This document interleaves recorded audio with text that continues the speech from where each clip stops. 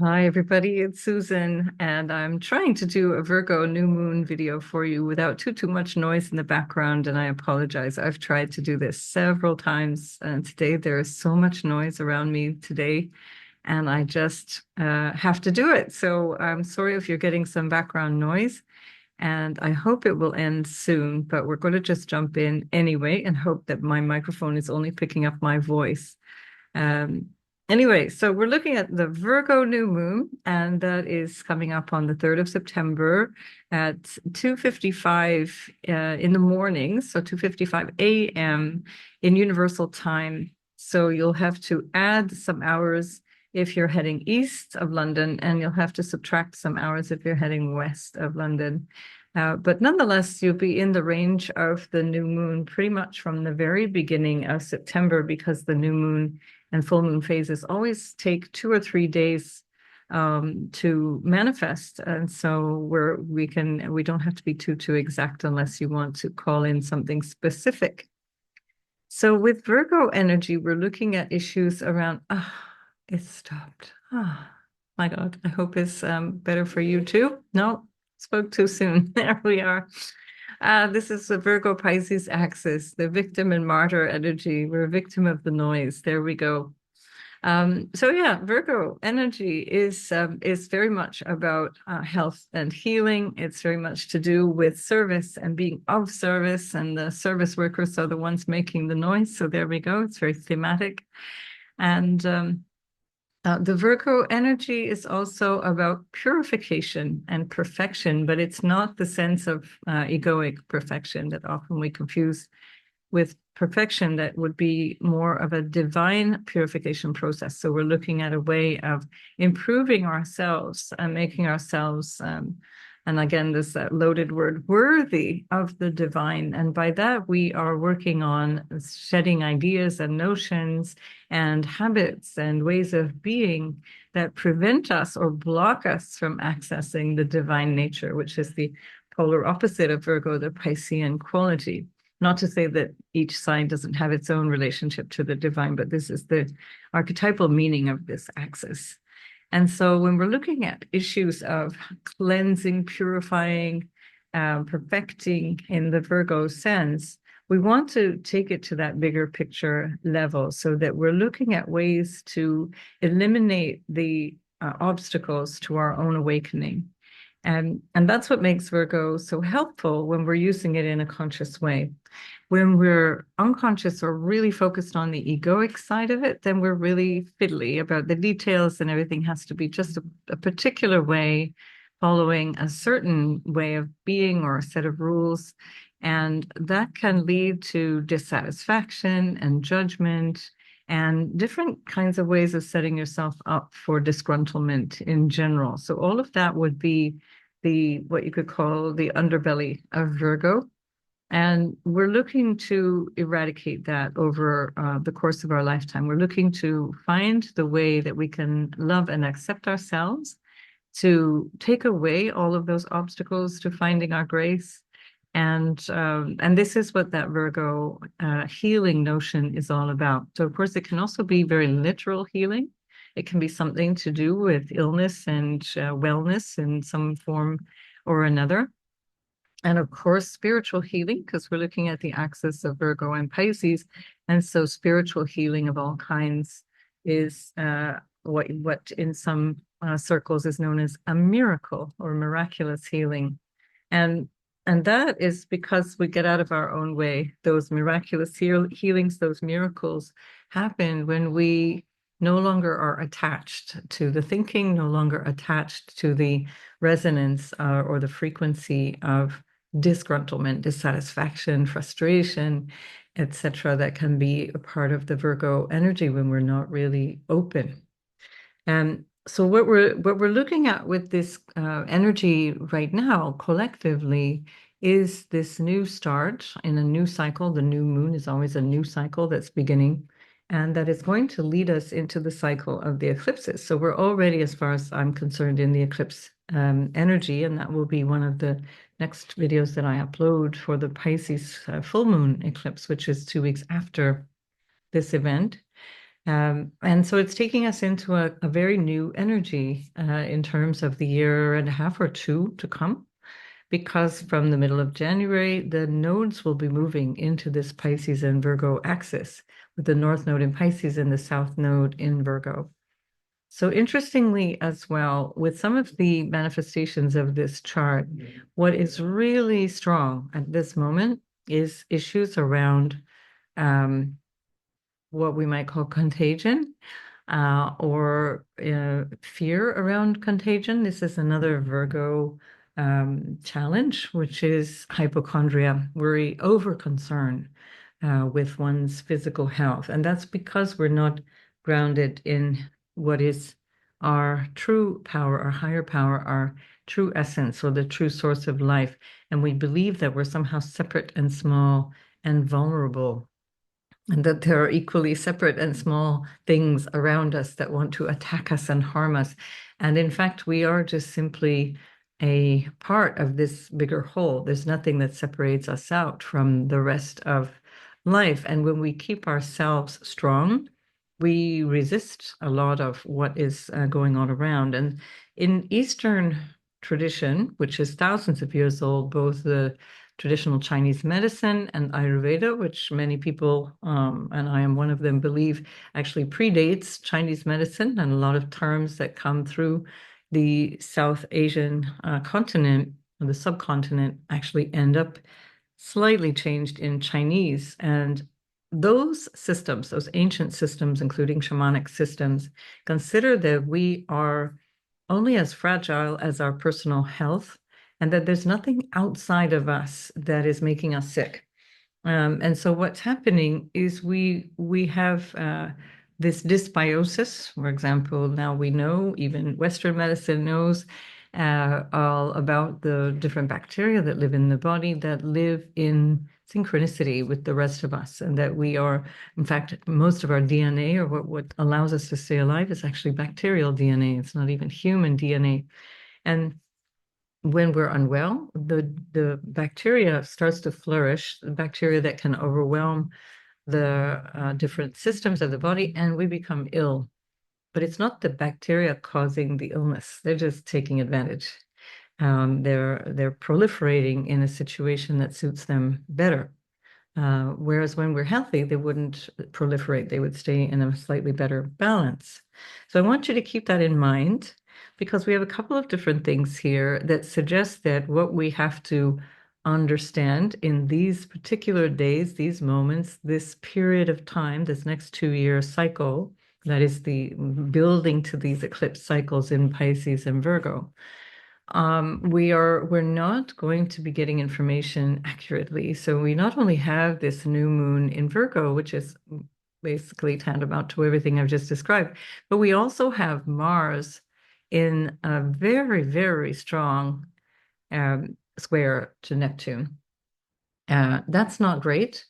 Mars squaring Neptune is often where we're not getting information the way we need to, and it's especially true when Mars is in a Mercury ruled sign.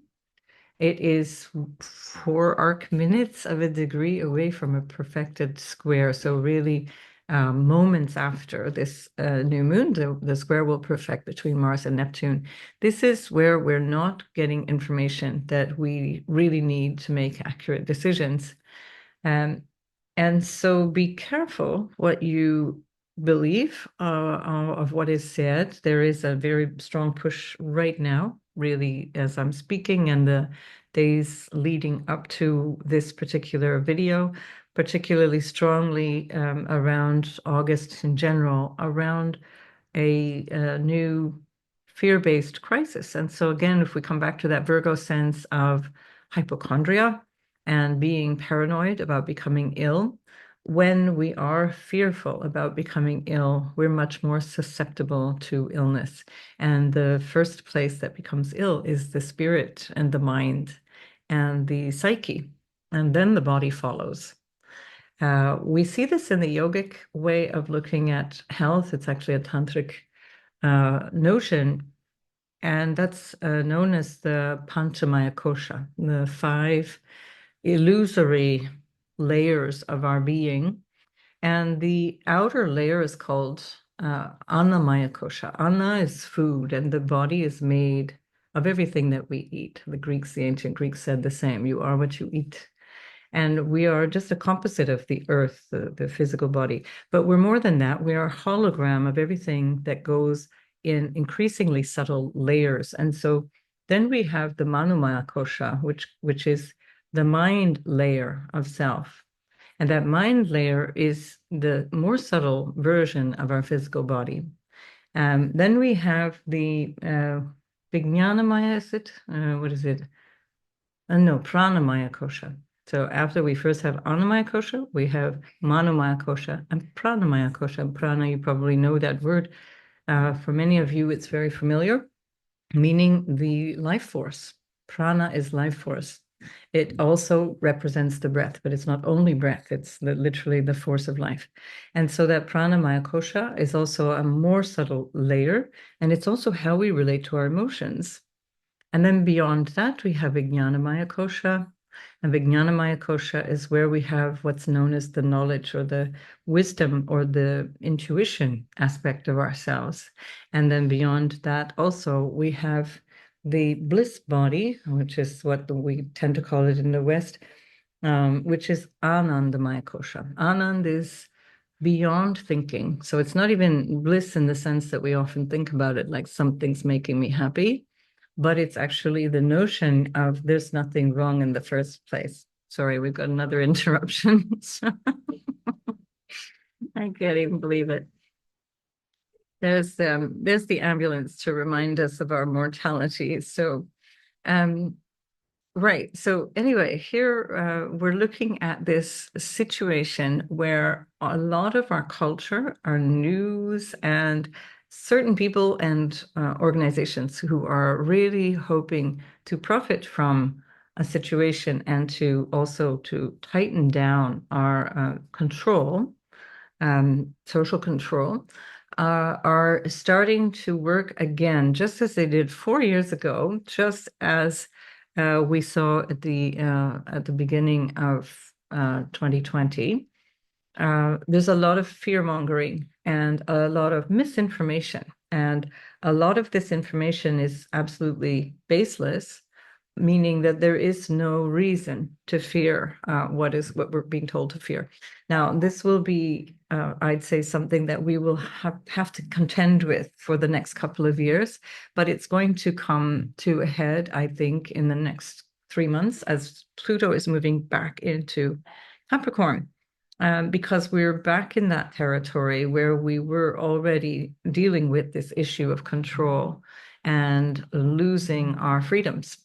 Now, another thing that makes me say that is not just that Pluto at the time of this new moon, which is again 3rd of September, it's back again in Capricorn, but it's also because Neptune is now really tightly in a sextile with Uranus. And Neptune sextiling Uranus also ties in with issues of freedom. So we not only have a Neptune square to Saturn, of course, the ongoing Neptune Pluto sextile, where I've told you in many videos that for me represents propaganda, represents a mass delusion and deliberate propaganda, which it's been in orb for about 100 years now. Now we're getting an orb of sextile between Neptune and Uranus, and this is something to bear in mind because this sextile between Neptune and Uranus, as well as the sextile between Pluto and Neptune, and then the trine between Pluto and Uranus, which I'll get to in a minute, they're all in orb for quite some time to come. They dance back and forth a couple of degrees each, but they're broadly in orb now for many, many months to come. So we really want to pay attention to how we are listening to the news, to which news we listen to what we're blocking out and what we're letting in. What I mean when I say blocking out is sometimes, especially with Virgo, we can override our intuition. And it's not to say Virgo is not intuitive, but Virgo it has a rulership of Mercury. I'll get to Mercury in a moment.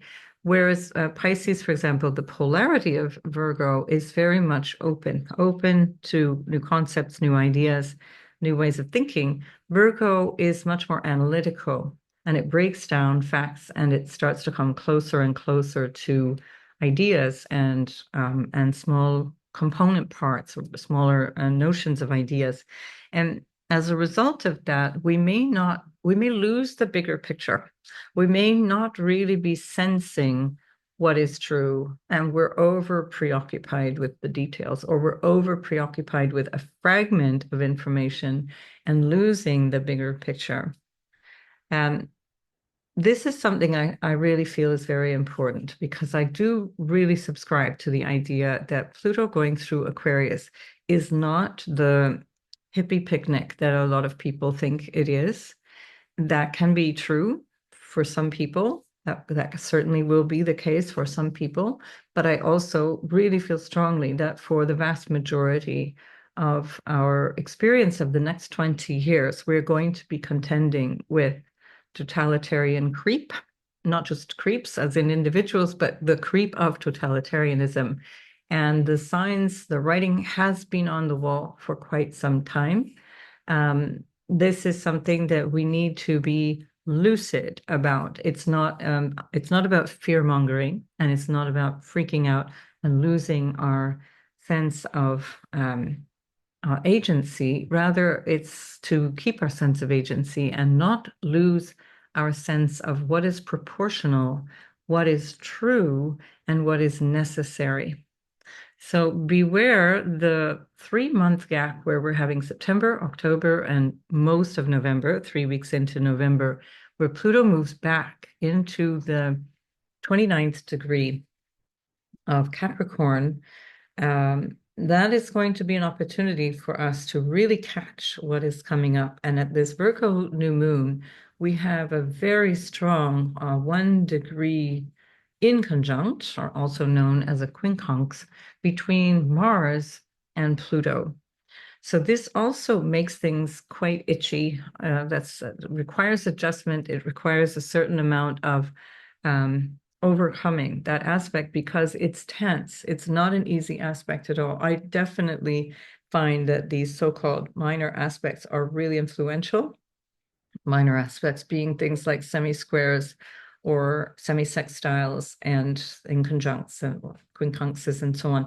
Those are really helpful to keep in mind, because they do, and you want to give them a really tight orb. If you're looking for that kind of thing, you want 1 or 2 degrees for those, ideally. But it is something that we want to keep aware of, because there's something coming up here in the ethers over time that is not in our own best interest. So we really want to stay on our we want to stay aware of what is in our best interest. And one of the ways that this shows up with the Virgo energy is that we tend to fret about whether we're adequate, or again, this question of perfectionism, am I good enough? And it's not even about the appearance of things. It's also, we can see that very strongly in the culture today, this kind of performative worthiness. Am I the best version of myself, and this kind of thing. And the truth is that that is always coming from a notion of separation. And it's always coming from a notion that I am doing this, that I am the doer. And forgetting that we're not doing any of this, that there is a bigger force of life. There's the life force itself, or again, as I mentioned, the word prana itself. It's there, running through us.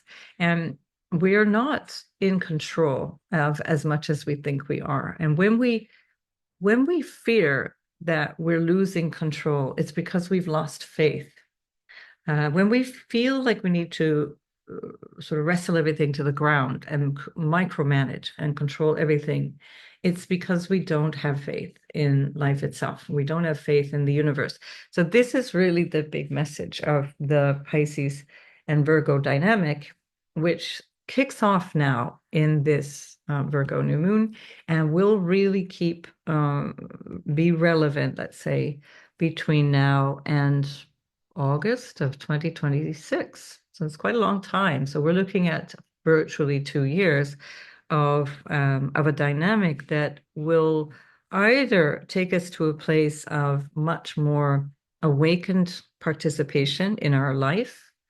Humble is another Virgo word, with humility, being of service to life itself, not in servitude to an individual or a cause, or a government or a fear, for example.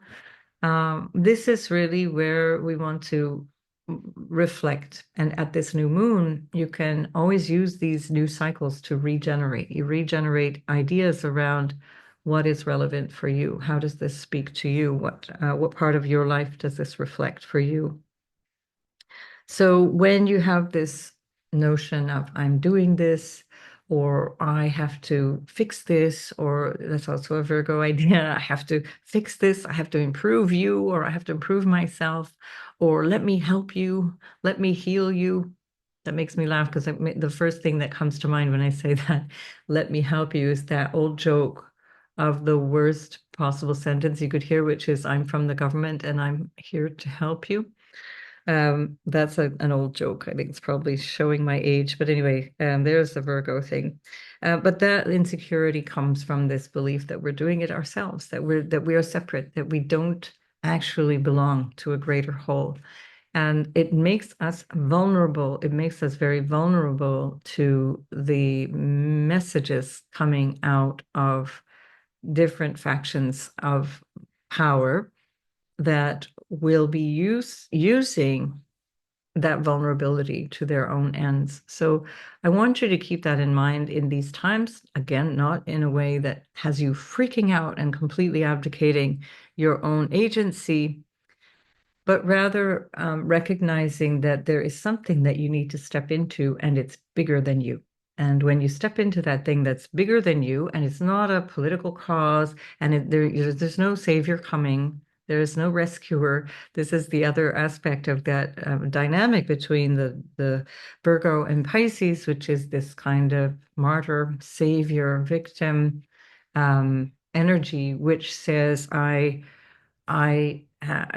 just can't. It's too much. This is part of the challenge that we still have here with the Saturn in that Pisces. It can really feel like life is too much at times, and it is in a weak opposition to this moon. So we can be feeling that still. There's this feeling it's just too hard, but you have to take it up a notch. You have to find the true meaning of that Saturn in Pisces, which is about making some kind of substantive relationship with what you might describe as God or the universe or spirit or whatever it is that how you want to call that.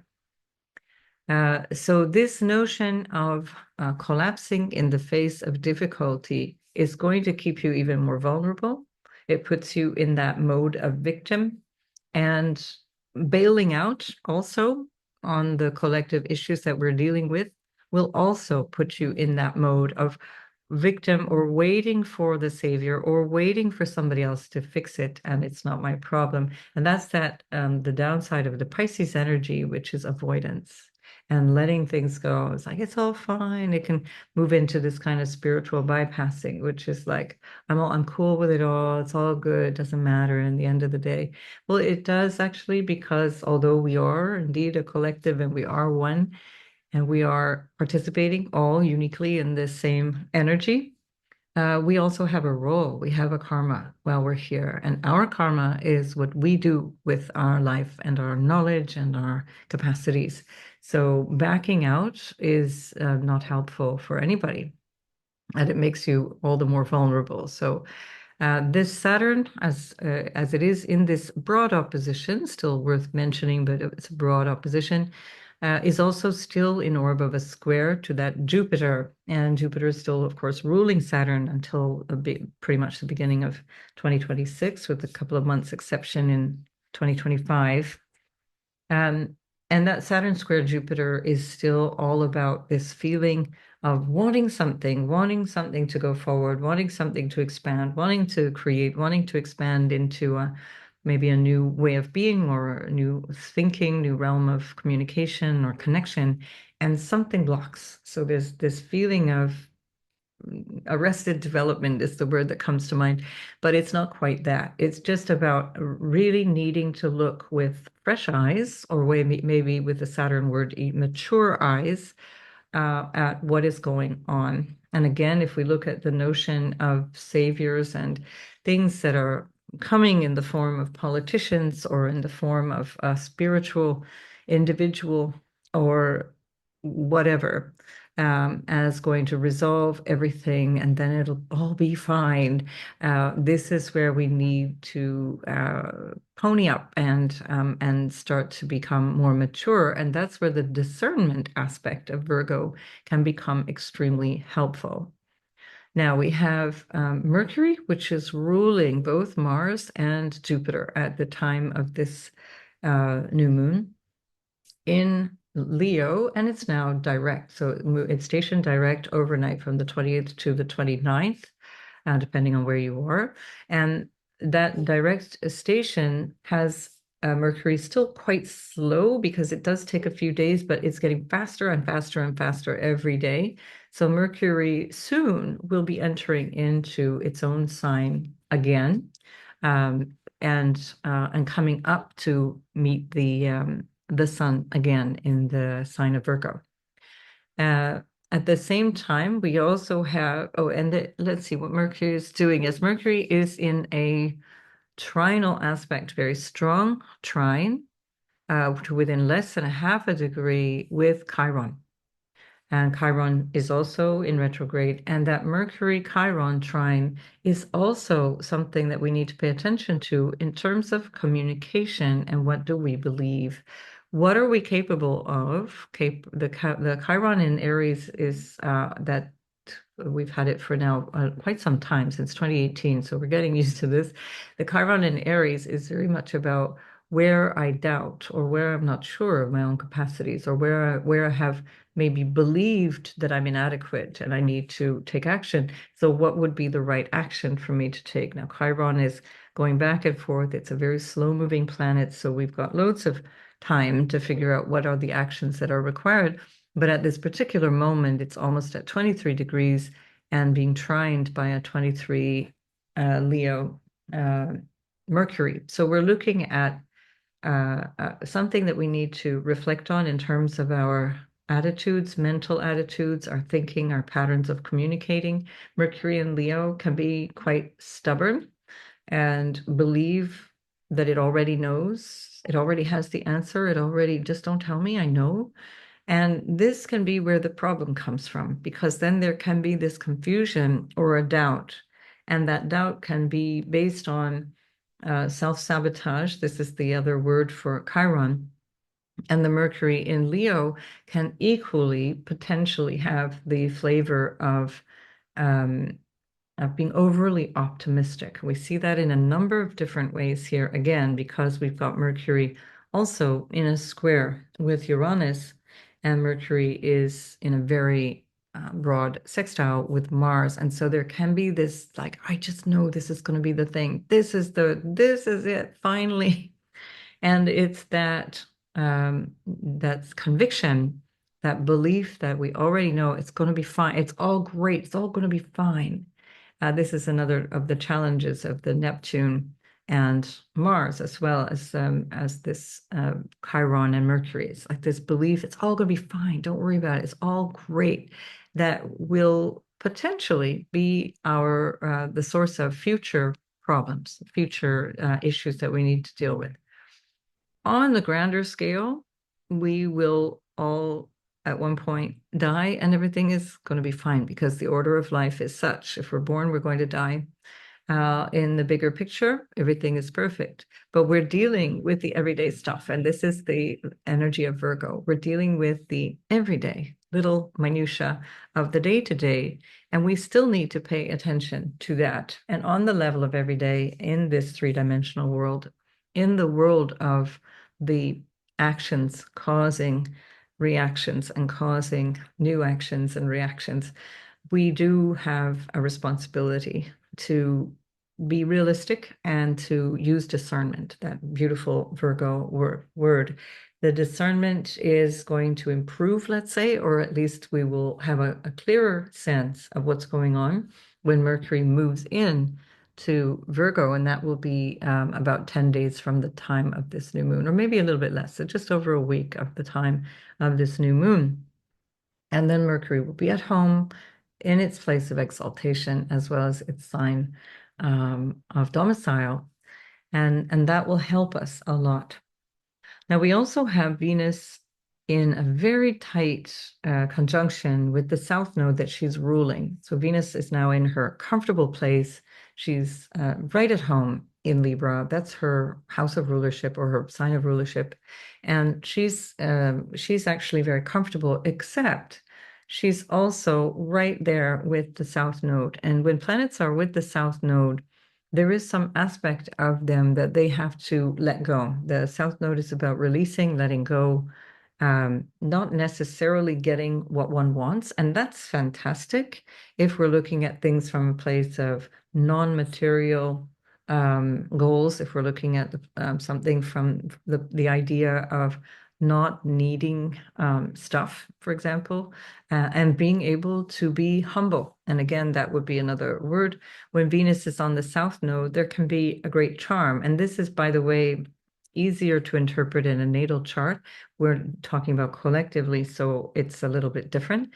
But Venus South Node is an aptitude, let's say, for dealing with people.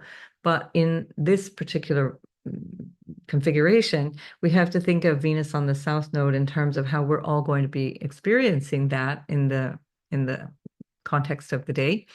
And Venus on the South Node is where we're not necessarily going to get what we want out of a relationship, or the relationship will collapse or fall apart or needs to change in some way, and the outcome will not necessarily be what we would have wanted, or it's maybe not what we were aspiring to.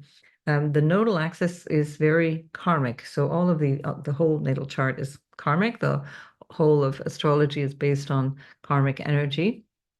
One thing leading to another, actions and reactions constantly. That's not about good or bad. It's about just constant cause and effect. So the Venus on the South Node in Libra is very much about what is going to happen. Que sera, sera. It's just this notion of it's going to be this way. And so it's a very interesting time as we're dealing with so many conflicts in the world and so much tension. Perhaps also even individually, where we can look at things and look at what we might need to be able to look at differently or let go of, what we're willing to change in the way that we relate, both to ourselves as well as to others, and even to the cause of justice itself, harmony and justice, where Venus in Libra especially also represents that, human justice. So there may be a feeling of injustice, and this prevails at this particular time in our experience collectively, injustice. But the question that the North Node in Aries is asking constantly as it's there, what are we going to do about it? What are you going to do about it? What am I going to do about it? The individual needs to do something. There's something new, a gesture that is required, that requires our action. Mars is ruling that North Node, and Mars wants action. In this case, Mars is in Gemini, so it's a bit tetchy. It can be a bit bitchy. It can be sarcastic, not terribly friendly, very gossipy. But also it's at the end of the day about communication. And so the North Node at this particular juncture, at this particular new moon, requires some new way of communicating in such a way that we can overcome the lack of clarity around the Mars in the square to Neptune, which might also imply not only a confusion around what we know, what we're being told, or what we're saying, but also what we need to do. What action do we need to do? So keep in mind, this is only the beginning of a cycle. The cycle continues. It's a 28-day cycle, roughly. And so this is the beginning. We're just starting this. So this whole cycle is about how we process all of this and everything every day. It's unfolding as we go forward. Notice that at this point, we've got Uranus now retrograde as well. So the end of August, Uranus went retrograde. Now, Mercury rather picks up the speed as it's going direct. And so, from the point of view of our dynamics, it's going to be easier to make some changes while Uranus will still be going back to the 23rd degree where it was earlier this year. And at that point, we're going to be readdressing, let's say, or reviewing all of the changes that have happened in the last sort of 5 months or so. Now, it's worth noting as well, 5 months? No, since May. Yeah, since May. That's not 5 months, is it? May, June, July, August. Yeah, 4 months, 4.5 months. So Uranus in Taurus represents a need to overcome greed, overcome a fear of what's going to happen to my stuff. And we've seen in a very, very obvious way what is going on collectively around issues of greed.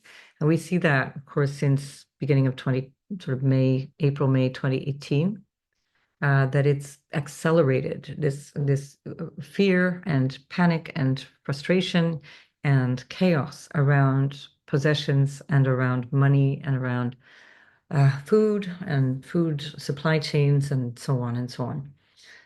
So this is something to keep in mind. We can also really look into our own fear around our own greed, and all of the so-called sins. And the reasons that all religions call them sins is because they harm ourselves, not because we have to just follow rules, but because when we sin, when we are greedy, when we are lying, when we are cheating, when we're not acting in our integrity, again, Virgo, integrity is another word for Virgo, um, the the consequences are not only more suffering for us, but we are causing more suffering. And another way of looking at that is we're causing more karma and creating more and more hassle for everybody around us. So this is something to bear in mind at the time of this new moon in Virgo. I am going to quickly go through the signs, and I'll just say only really about the moon itself, where this is going to happen, just to keep this short. I've gone on way longer than I had intended.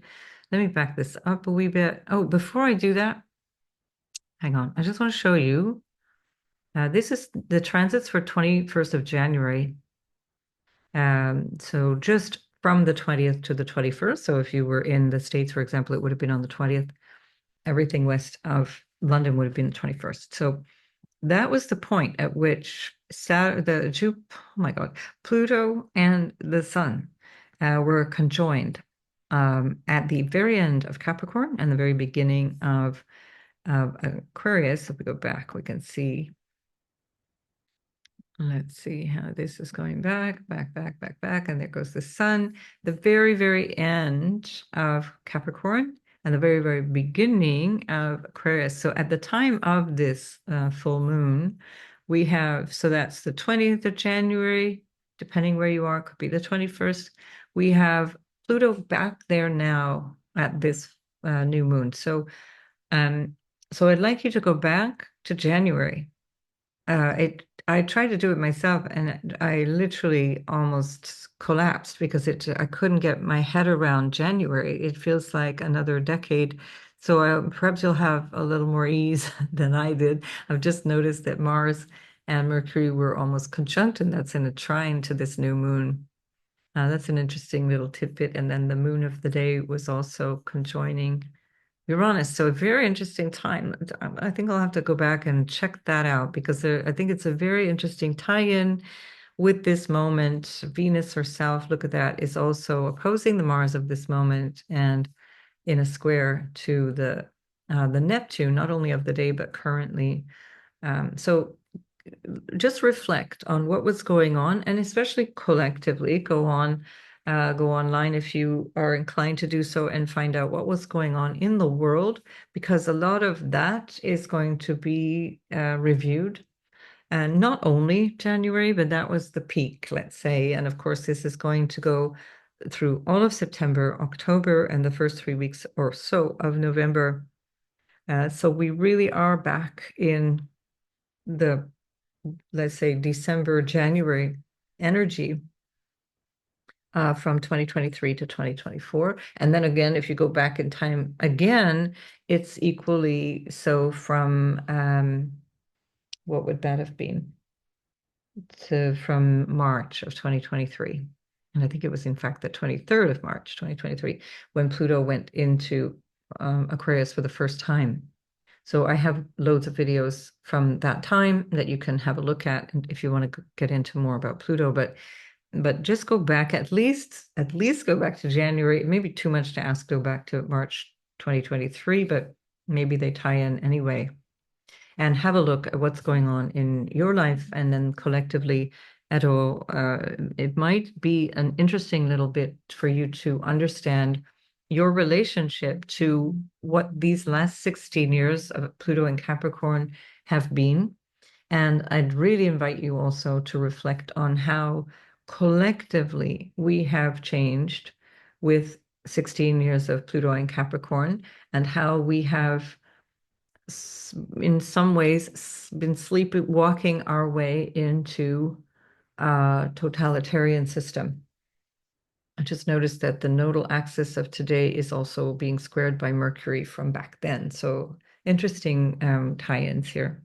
So all of this just to say, there's a lot that we need to take responsibility for, but we don't need to be, don't throw the baby out with the bathwater. And this is a Virgo thing. Don't be so fussy about the way things look or materialize that you can't recognize the good even in your own enemy, because what is happening is we're being trained to hate each other. We're being trained to hate the other. This is cult programming, and that's a very important thing to understand. That's Neptune in a sextile to Uranus. This is cult programming with the mind stuff that Pluto Neptune is doing. And that gets you to behave in a way that works against your better nature, and certainly works against our collective humanity. So double check your beliefs and question why it's important to hate. Why do you think you hate anybody? Whether it be a political leader or an entire country, which I find fascinating that people can actually hate entire nations of people, and still go to their spiritual practices once a week. It's just something to reflect on. Things are not as they appear, and we are also able to be keenly aware of what's going on at the same time. Seems like a paradox, but it's both are true. So let's have a go. I'm going to go quickly one by one through the zodiac, and we're just going to look starting with Aries. So Aries, this is happening in your 6th house of your everyday work, your health. This is the true sort of alignment, let's say, with the archetype of Virgo, because you have a natural zodiac, especially if you are an Aries rising, but it still ties to your sun and your moon. So your 6th house of everyday life, how do you structure your work? What kind of work are you doing? Do you like your job?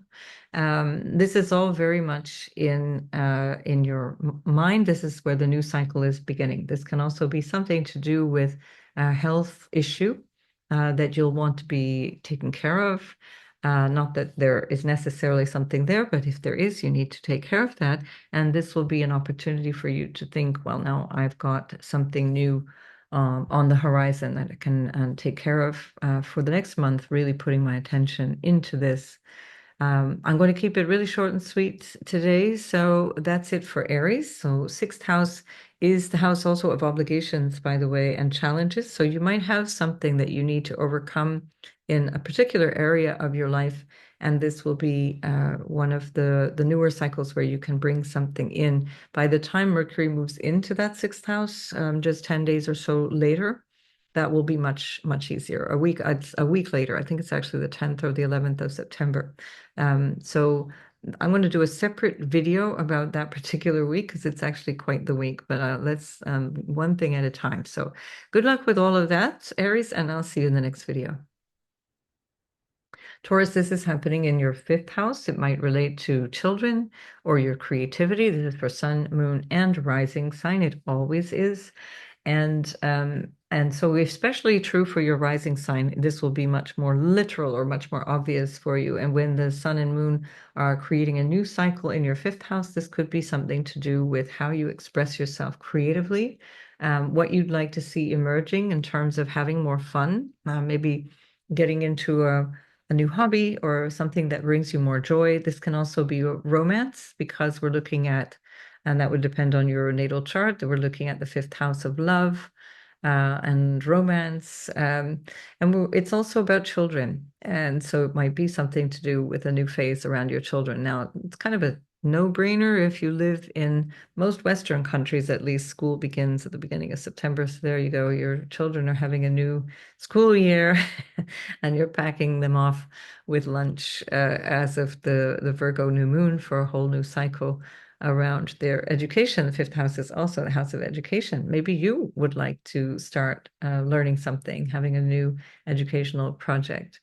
Um, and your ruler, Venus, just to quickly cheat a wee bit and extend beyond the new moon, your ruler, Venus, is in the sixth house.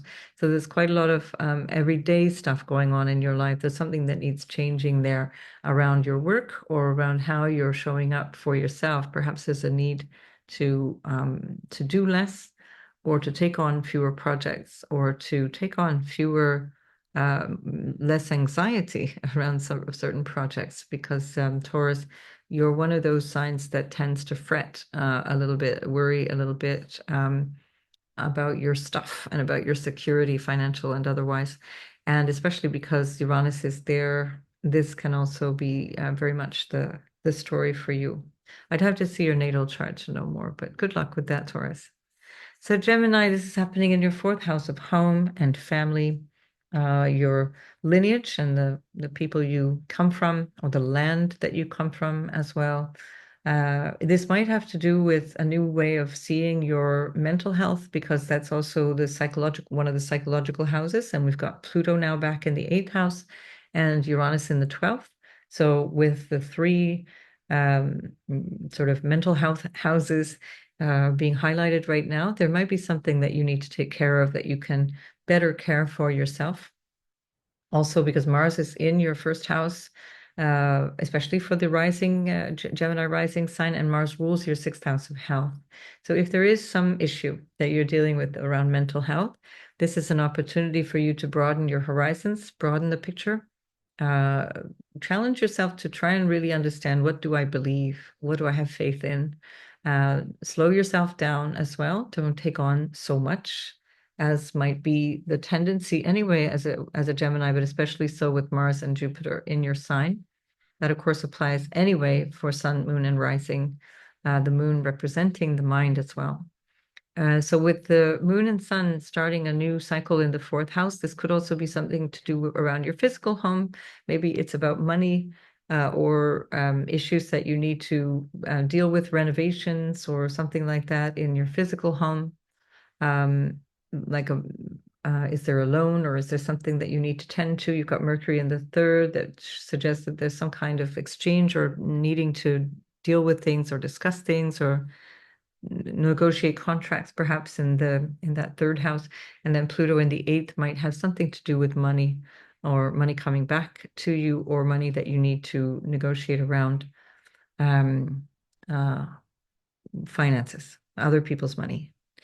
All right, I would have to see your chart to know more about that, but I think for now, anyway, you get the program. I do wish you all the best, and I'll see you in the next video. Cancer, Sun, Moon, and Rising sign. This is happening in your third house. This is the house of communication, your local space, siblings as well, your sort of extended family, cousins and uncles and so on. And there may be something here that you're working on in terms of a new way of looking at a communication or teaching project or writing project. This can have something to do with education. If you are a teacher or if you are deciding to go and learn something, this might be a new opportunity. And again, it's the beginning of the sort of typical school year for many Western countries. So that is kind of a no-brainer. I say Western countries, many countries, it's a lot of countries begin the school year around this time of the year. But that's not the only aspect of this. The third house is also your goals and your aims and the ideals, the things that you want to achieve more in the short run, like the shorter term, like I want to get this done. And so when you have a new moon in that house, it's actually a really good thing to be very clear about setting goals, trying to have some specific goals, maybe the goals, especially because Mercury is ruling that from the second house where it's currently just gone direct a couple of days before this new moon. So you might have financial goals and or some other goal that has to do with second house issues, your values or money, your income, that kind of your assets and this kind of thing. So be really specific and try to think of incorporating the cycle of the moon. This is the 28-day cycle, but it also, of course, extends to the larger cycle, which will be then the full moon in Virgo 6 months hence. So when we come around to the Pisces season in 2025. So yeah, good time for forward planning with the third house of will and setting goals there, taking care of a project that is dear to your heart. All right, good luck with that, Cancer. I'll see you in the next video. Leo, this is happening in your money house, the second house of self-worth and your belongings and your valuables and your wealth, how you manage your money, your income. Second house also represents family. And of course, this is for Leo sun, moon, and rising sign. It will apply by the derived houses. And so, of course, this is your ruler in the second house. And so it's putting a lot of your attention there.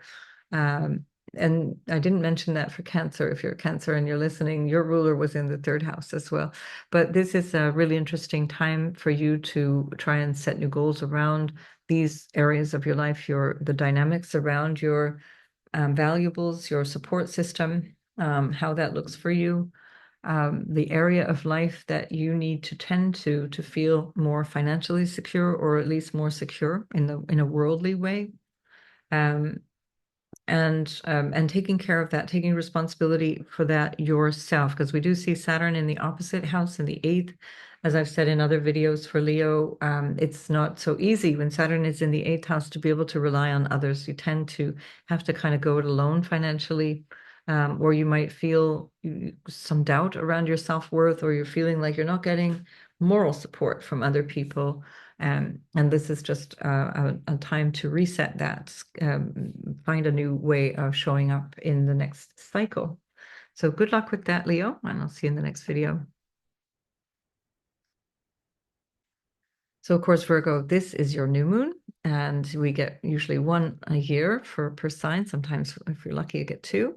And so this is your new moon. This is your new year in a way. So for Virgos, happy birthday if this is your sun sign. And if you're Virgo ascendant or moon, then this is a great opportunity for you to start a new cycle anyway that reflects on yourself, what you need, and how you need to find a way of harmonizing what you expect of yourself or how you see yourself in the context of how others see you, or how you maybe deal with others. And go back to the introduction where I was talking about this notion of overgiving or victimization, or feeling martyred, or feeling like you have no, you're always having to intervene. Just question that assumption.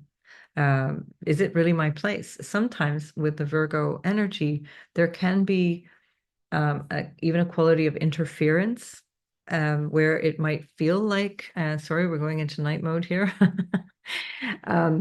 So it might feel like you are helping, but actually others might interpret that as interference. And so don't take that personally. Take it as a hint and question, is this my place? Is this the thing I need to be doing? And this can also be in the context of who should be in your life or not, with that Saturn opposition to yourself. That's the big question for a couple of years. And this will be an opportunity for you to reset that as well. What is my role? What is my self-esteem? How do I deal with my attitude towards myself? And am I being too hard on myself? So reflect on all those questions, and I will see you in the next video. And so Libra, this is happening in your 12th house. And the 12th house is everything that's happening behind the eyes. It's the place where we go to bed, where we mess around in bed, where we might be holding habits or secretive behaviors that other people don't really know about. It's also issues that we are unaware of ourselves. It could be the house of the unconscious. And on a more conscious level, it's also foreigners and foreign lands and places that are far away from us, even if they're dear to our heart. And so there's something here that is creating a whole new cycle around that. The sixth house and 12th house are the health houses. They're the axis of health and illness. Confinement is another way that the 12th house can be described as a house of self-undoing, meaning that the habits that we're keeping are not good for us, or that they actually land us in prison or in hospital, for example. So on the spectrum of all of that, how are you taking care of your day-to-day life? You've got Saturn in your sixth house in opposition to this moon, and so that's helping you to restructure your day-to-day habits and maybe deal with conflicts and deal with things that you need to overcome in such a way that you can actually improve your overall standing. And if you do need to take a break, this is a great time to do so. It could be a retreat, or it could be just a little bit of time behind closed doors. Just you lock yourself in the toilet, let the kids scream on the other side of the door, and just take a break. And this is an opportunity for an entire lunar cycle to reflect on how you might need that. Not that you would lock yourself in the toilet for the entire lunar cycle, but just how would you need to take a break? So, all right, Libra. So good luck with all that. I will see you in the next video. And Scorpio, this is happening in your 11th house of your future, the hopes and dreams that you have for the future. If you're a sun, moon, or rising sign in Scorpio, this is especially strong if you're the rising sign or the ascendant sign in Scorpio. But nonetheless, the 11th house from Scorpio is telling you something about what you want for your future, how you picture your future, how you have the vision for your life, for your dreams and hopes for the future. This is also a money house. It's maybe a chance to get a new look at how you earn money, because the sun rules your 10th house of your career and is moved into the money that you earn from your career. So this is a great opportunity, an annual opportunity, by the way, every time the sun goes into Virgo, to reassess how am I earning? How am I focusing forward? How am I relating to other people in society? How am I connecting to people? This might be also about recognizing you have a new role in society, that you want to make a difference, that you want to do something different, or that you want to participate a little bit more in some kind of a group that shares your values, that shares your outlook on life.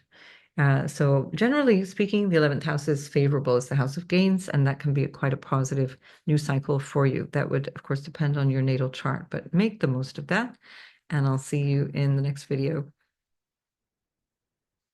Sagittarius, this is happening in your house of career, sun, moon, or rising sign.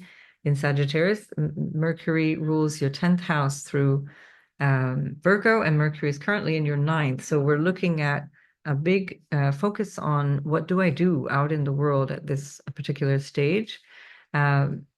Sagittarius energy naturally gravitates towards teaching. And so if you are a teacher, this will be again the beginning of the school year. This is another way that that can pan out depending on where you live. But even if you're not a teacher, this is certainly a higher focus on how you reach out into the world. So outside your front door, when you go out in the world, that's the 10th house. That's your social status. It's how you show up what do I want out of that? How do I want to manifest myself out in the world? Now, this is not about having to be famous. It has nothing to do with fame or any of that stuff. It has to do with your personal ambitions. And so, what are those? And try and identify something that you can develop over the next month, and set yourself this new target that is going to be enhanced when Mercury moves into that 10th house, just about a week after this new moon. So good luck with all of that, Sagittarius. It's actually a more inspiring new beginning than you've had of late. And so this can give you a little bit of relief because I know you've had some rough patches. Um, and so make the most of this lovely cycle for you. Okay.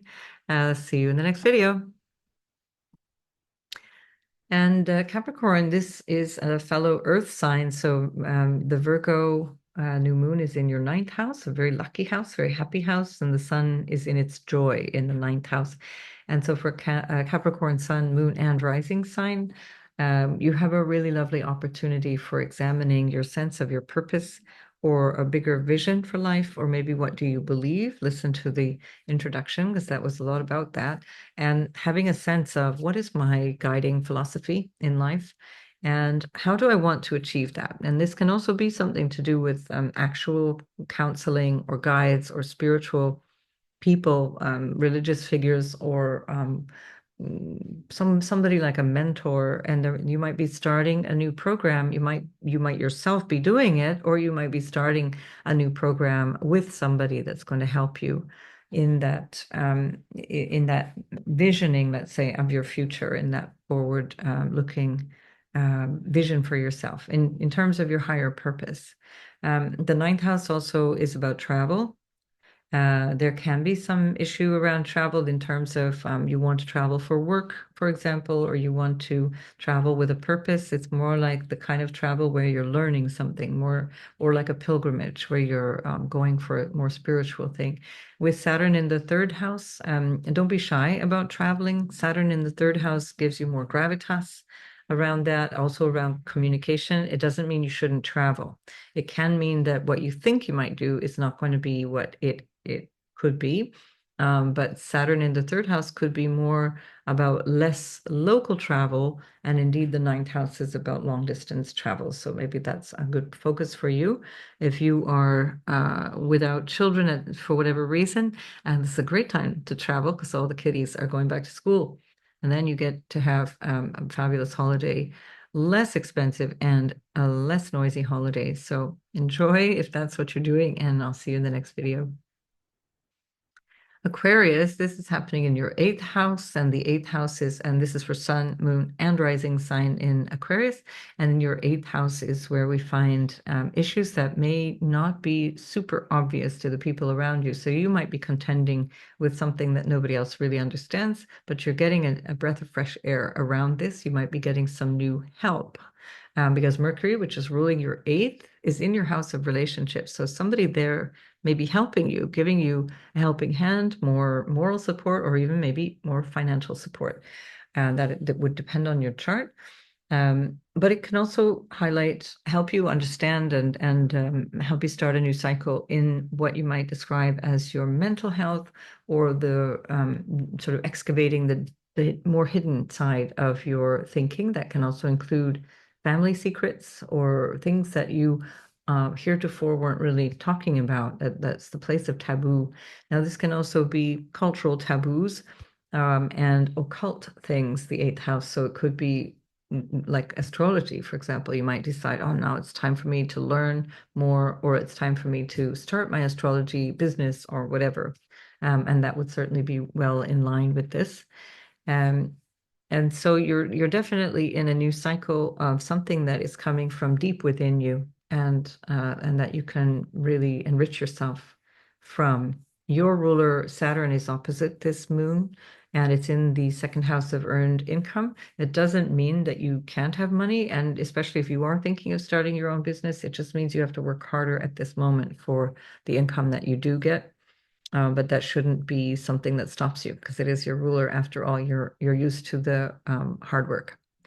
What else is the eighth house? Of course, it's marriage and intimacy of all kinds, emotional psychological, sexual intimacy. And so maybe you're getting a breath of fresh air through your marriage as well. Maybe there's something new that you are recognizing and it's time for a change. Or maybe you're realizing that the marriage itself is actually done and you're ready for a new cycle around marriage, but it's more about moving away from the marriage. Again, that would relate back to an individual chart that I need to see. So either way, make the best of that, Aquarius, and I'll see you in the next video. And Pisces, finally, you are having this new moon in your 7th house of relationships. And this is for Pisces sun, moon, and ascendant sign. If you are interested in developing a new relationship, or perhaps you are having a new start in relationships because you've been more closeted away or on holidays or doing something else, and now it's time to reach back into your social circle. Relationships of all kinds are becoming coming into your awareness, and so it's a great cycle for you to develop and cultivate some new relationships, new ways of connecting with people. And so you do have Saturn in your 1st house, so it's reshaping you. You're changing quite a lot.